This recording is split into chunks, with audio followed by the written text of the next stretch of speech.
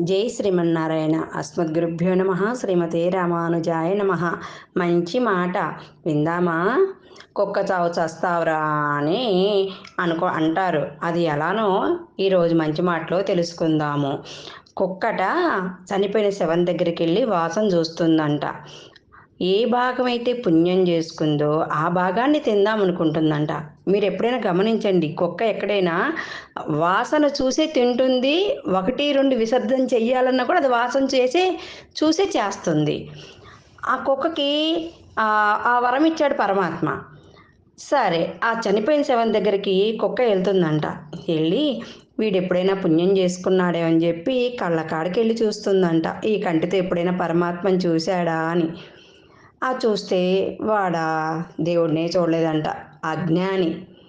ఎప్పుడు కూడా ఈ సంసార జీవితంలో ఉండి కొట్టుమిట్లాడుతూ నాది నాది, నా పిల్లలు, నా భార్య, నాది, వీళ్ళ పెంచి పోషించాలి, అది చెయ్యాలి, ఈ తాపత్రంతో ఒకళ్ళకి 10 మంది పిల్లలు ఉంటానా ఈ కుటుంబ బాధ్యత మోయలేక ఆలోచించి హార్ట్ అటాక్ వచ్చి చనిపోయిన మనిషి దగ్గరికి కుక్క వచ్చింది.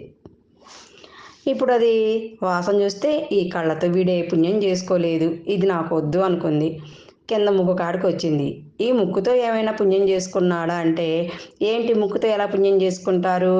ఆ పెరుమాళ్ళకి తీసే నిర్మాల్యాన్ని ఎప్పుడైనా వాసన చూశాడా?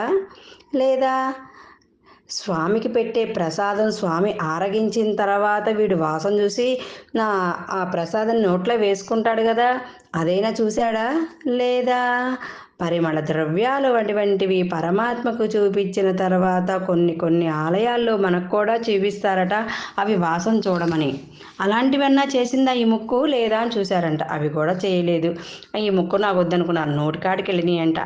ఈ నోటితో ఎప్పుడైనా స్వామి కీర్తనలు కానీ, పాటలు కానీ, మాటలు కానీ, అష్టోత్తరం ఇంకెన్నో ఉంటాయి కదా నోటితో చేయాల్సినవి పరమాత్మకి. ఈ నోటితో ఏమన్నా చేశాడంట? అవి లేదు. ఇదే వద్దనుకుందంట. చెవుల కాడికి వెళ్ళిందంట. ఎప్పుడైనా స్వామి కీర్తనలు కానీ, పాటలు కానీ, మాటలు కానీ ఈ చెవున విన్నయ్యా? లేదా ఇంకా పరమాత్మ ఎన్నో ఉన్నాయి కదా, హరికథలు అవన్నీ ఉన్నాయి కదా, స్వామికి పురాణాలు అవన్నీ విన్నయ్యా లేవా అనుకున్నాయంట. అదే వెళ్ళలేదంట. ఈ చెవులు నాకు వద్దనుకుందంట. చేతుల కాడికి వెళ్ళిందంట. ఎవరికైనా దాన ధర్మాలు చేసినాయా లేదా, ఈ చేతులతోటి నమస్కారం చేశారా లేదా దేవుడికి అనుకున్నాయంట. అవి చేయలేదంట. ఇవి వద్దనుకుందంట. కాళ్ళ కాడికి వెళ్ళిందంట. ఈ కాళ్ళు ఎప్పుడైనా ఆ స్వామి దివ్యక్షేత్రాలకు వెళ్ళారా వీళ్ళు నడుచుకుంటూ? అయినా ఆ స్వామి ఆలయంలోకి ఎప్పుడైనా అడుగు పెట్టారా లేదా అని ఈ కాళ్ళు ఏమైనా పుణ్యం చేసుకున్నాయా లేదా అని చూసినాయంట. ఇవి చేసుకోంట. వీడు అసలు మనిషే కాదు, వీడి అసలు నాకేం వద్దని శిరస్సు కాడికి లాస్ట్లో చూసిందంట. సో నీ శిరసన్నత చేసిందా అని. ఎప్పుడైతే 2 చేతులు ఎత్తి పరమాత్మ నీవే దిక్కని వేడుకున్నాడా లేదా? అందుకని గోవింద అన్నప్పుడు 2 చేతుల పైకెత్తి ఆ స్వామిని నీవే దిక్కని ఏడుకోవాలంటే ఎలాగా? ద్రౌపది ఆ నిండు సభలో ఉన్నప్పుడు ఆ చీర పట్టుకొని ఎంత పాకులాడినా కూడా ఎవరు రాలా, కృష్ణ పరమాత్మ కూడా రాలా. ఈ 2 చేతులు ఎప్పుడైతే ఎత్తి శరణాగతి చేసిందో అప్పుడు పరమాత్మ వచ్చి ఒలువులు అంటే చీరలు ఇచ్చాడు కదా. అలానే ఆ 2 చేతులు ఎత్తి ఎప్పుడైనా వీడు దేవుణ్ణి కొలిచాడా లేదా అని చూసిందంట. అది చేయలేదంట. ఈ శవాన్ని నేను ముట్టను అనుకుందంట కుక్క. అందుకనే నీ శవాన్ని కుక్కలు కూడా ముట్టవురా అని తిడతారు.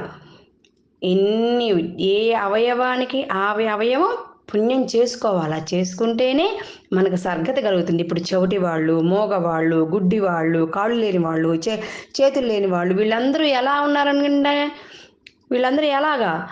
ఏ అవయవం నీ ఒంట్లో పుణ్యం చేసుకోకపోతే ఆ మరుజన్మలో ఆ అవయవం నీకు ఉండదు. అందుకనే మనస వాచ కర్మణ ఈ చేతులతోటి, నోటితోటి, చెవులతోటి, కళ్ళతోటి, ముక్కుతోటి, నోటితోటి, సర్వాంగాలతోటి పరమాత్మని వేడుకోవాలి. సాష్టాంగ నమస్కారం చేస్తే గోవిందా నీవే దిక్కంటే ఇదిగో వస్తున్నా నీ రక్షకి అని వెంకటేశ్వర స్వామి వరాలు కురిపిస్తారట మన అందరికీ. జై శ్రీమన్నారాయణ.